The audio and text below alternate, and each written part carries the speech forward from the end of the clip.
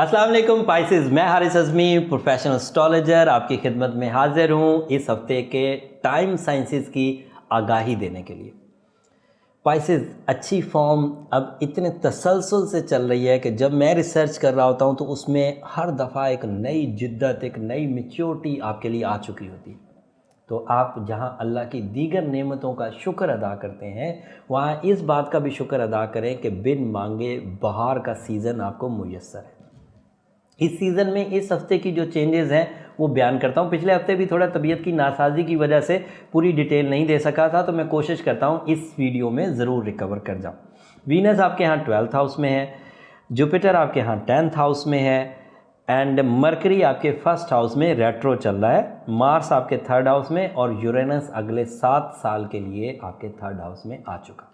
अब ये करेंगे क्या, ये सब प्लैनेट्स इस वक्त आपको किस अंदाज से लेकर चल रहे हैं। न्यू मून भी आपके 1st हाउस में हुआ है, so new moon in Pisces is creating some type of imaginative skills. ख़यालात की दुनिया में इस वक्त आपका कोई सानी नहीं। जो ऐसे पाइसेस हैं जो क्रिएशन का काम करते हैं, जिनको जो आमद होती है, वो ये हफ्ता बहुत अच्छा महसूस करेंगे। इमोशनल लेवल भी बूस्टिंग लेवल पर होगा, बहुत बूस्ट होगा। स्ट्रॉन्ग मून है ये आपके लिए पाइसेस। वीनस के 12th हाउस में होने की वजह से आप रिश्तों को असल हालत में देख पाएंगे, दोस्तों को दोस्तों की शक्ल में, दुश्मनों को दुश्मनों की शक्ल में। धोखा देने वाले लोगों से आगाही मिल पाएगी आपको, लोगों की नीयतों को समझने का मौका मिलेगा। और ये चीज़ें आपको किताबें पढ़ने से नहीं, सिर्फ वीनस के अपीयर होने से खुद ब खुद ऐसे मज़ामीन और ऐसे इल्का आपके दिमाग में उतरेंगे कि सामने वाले से 1-2 सवालों में ही आप जान जाएंगे कि वो मेरे साथ क्या करने वाला है। वो क्या करने वाला है ये जानने के बावजूद आप फैसला फिर नहीं कर पाएंगे, बिकॉज ऑफ मरकरी का रेट्रोग्रेड होना, और वो 1st हाउस में ही रेट्रोग्रेड है। आप अपने लो लेवल के लोगों से भी थोड़ा सा डरे डरे से रहेंगे। लो लेवल के लोगों के बारे में भी, लो लेवल का मतलब ये नहीं सभी लोग बराबर हैं, मसावी, लेकिन कहने का मतलब ये है कि आप जिन लोगों को अपनी ज़िंदगी में इंटर करना चाह रहे हैं या जिनके लिए आपने बहुत काम किया है, उनकी असलियत जानने के बावजूद, उनके प्लान्स जानने के बावजूद, उसके बावजूद आप उसके बारे में फ़ैसला नहीं कर पाएंगे। ये मरकरी की रेट्रोग्रेशन है, ऐसा 28 तारीख तक होता रहेगा। और इसकी वजह से आप दीगर मामलाते ज़िंदगी को भी बहुत अच्छे अंदाज से डिसाइड नहीं कर पाएंगे, ग्रे एरियाज़ में ज़्यादा रहेंगे। ये शॉर्ट टर्म डैमेज है, और ये शॉर्ट टर्म डैमेज जो है इस बहरहाल मार्च को तो पूरे को ही खा सकता है अगर आप समझेंगे नहीं या इसका कोई तदारुक नहीं करेंगे। अदरवाइज़ जो पॉजिटिविटीज़ हैं, जैसे मार्स 3rd हाउस में है, जैसे यूरेनस 3rd हाउस में है, तो अगले 7 साल फैमिली सेक्टर में बहुत उम्दा गुजरने वाले हैं। बुज़ुर्ग भी आपसे मुस्तफ़ीद होंगे। अगर आप खुद ऐसे बुज़ुर्ग हैं जो लीड कर रहे हैं किसी फैमिली को, तो आपके नज़रियात, आपके तजर्बात, आपकी तरबियत, आपकी तालीम छोटों को बड़ा फ़ायदा देगी।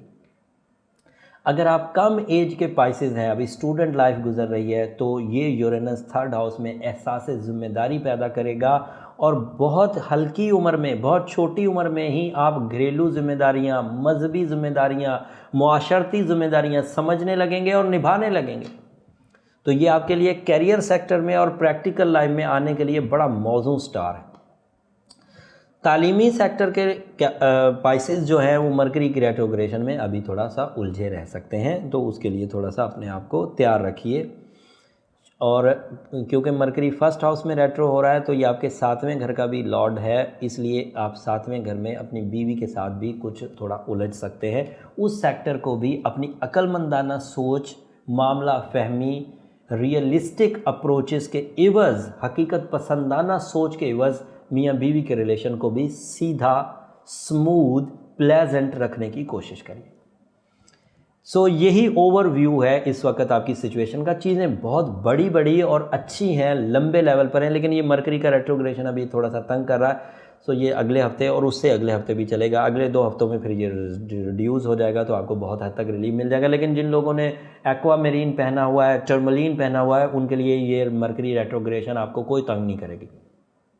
साथ में एडिशन के तौर पर सूरह बकरा की आखिरी 2 आयतें कंसीडर कर लीजिए, उससे खैर और बरकत भी आ जाएगी। सो ये सलूशन भी है और ये मेरी एडवाइस भी है आपको कि बजाय इसके कि मरकरी साल में 2 या 3 दफ़ा रेट्रो होता ही है उसमें उलझें, इससे अच्छा है कि उसका कोई तदारुक कर ले। जब आपने एक्वामेरीन या टर्मलीन में से कोई एक 8 कैरेट का पहना होगा तो मरकरी की रेट्रोग्रेशन को भी सॉल्व करेगा, अदरवाइज़ भी आपकी सलाहियतों को बूस्ट करेगा, रिपेयर करेगा, और फिर अगर कोई और नेगेटिव इम्पैक्ट आता है हॉरोस्कोप का तो उसे भी वो रिपेल कर पाएगा, पीछे धकेल पाएगा। उम्मीद करता हूँ इन सारी इन्फॉर्मेशन से आप अपने टाइम से भरपूर अंदाज से लुत्फ़अंदोज़ होंगे। जो पॉजिटिव चीज़ें हैं उसको अपनी ज़िंदगी में आने देंगे, फ़ायदे उठाएंगे अपने लिए भी और अपने करीबियों के लिए भी, अपने लव वंस के लिए भी। और जो बुरी चीज़ें हैं जो टाइम की वजह से हमारे ऊपर नागहानी तौर पर आ जाती है उनको आप बेहतरीन तरीके से मैनेज कर सकेंगे, रिपेल कर सकेंगे। अगर मेरी इन्फॉर्मेशन आपको पसंद आए या आपकी ज़िंदगी में कहीं भी आपको फ़ायदा दे तो मेरे लिए दुआ ज़रूर करिएगा। अगले हफ्ते सूरज की कुछ पोजीशंस आपके लिए पॉजिटिव साबित होंगी, वो अगले हफ्ते में एग्जिस्ट करेगा, इसलिए अगले हफ्ते में मैं ये ख़बरें भी और अगली ख़बरें भी लेकर आपकी खिदमत में हाजिर होऊंगा। तब तक के लिए इजाज़त दीजिए। अल्लाह निगहबान।